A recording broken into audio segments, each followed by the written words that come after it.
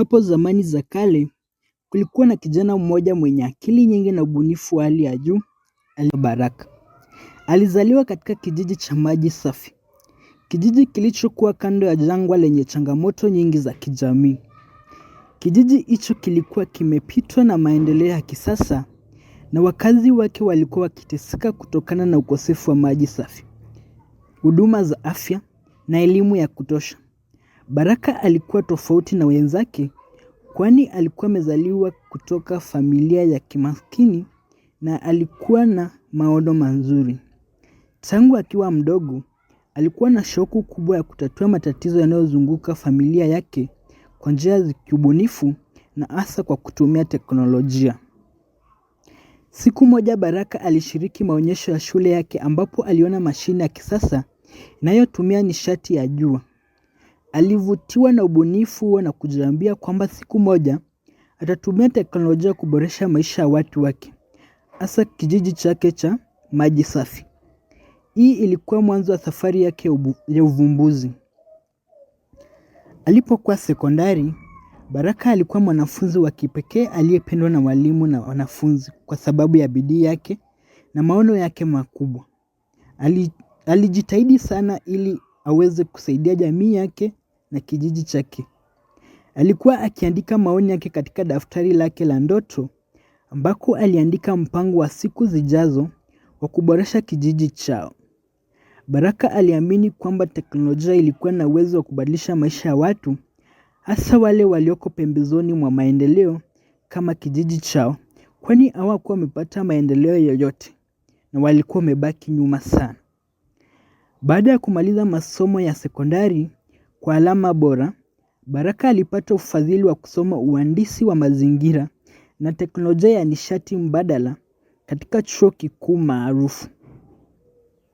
Alipokuwa huko, alijifunza kuhusu miundo ya mashine ya kusafisha maji, nishati jadidifu na mbinu za kujenga mitambo ya bei nafuu inayoweza kutumiwa hata na jamii maskini na hata wale ambao hawangeweza kupata maji safi.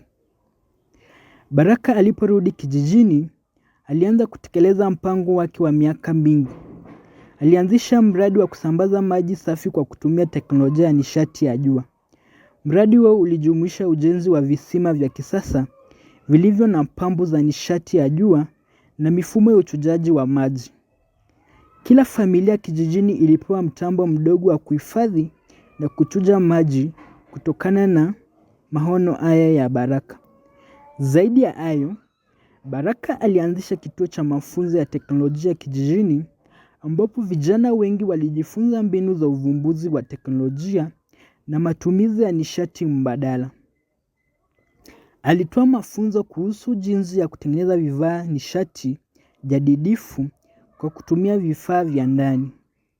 Kituo hicho kiligeuka kuwa sehemu ya maarifa ambayo haikuimarisha tu jamii ya maji safi, bali ilitoa mfano wa vijiji vya jirani, kwani watu wengi walivutiwa na walikuja kuongeza ujuzi wao katika kituo hiki. Watu walishangazwa na kazi kubwa ya Baraka.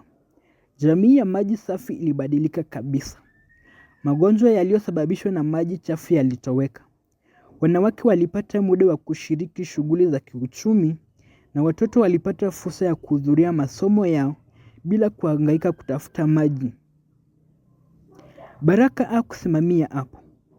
Alijitahidi kuhakikisha teknolojia iliyotumiwa ilikuwa rafiki kwa mazingira.